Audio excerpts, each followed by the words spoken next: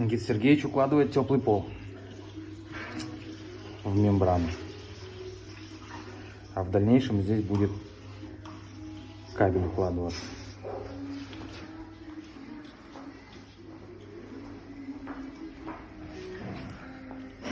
Кабель у нас на размотке. Сам кабель уходит через стену, и вот там у нас закладные. Одна под датчик, одна под сам теплый пол.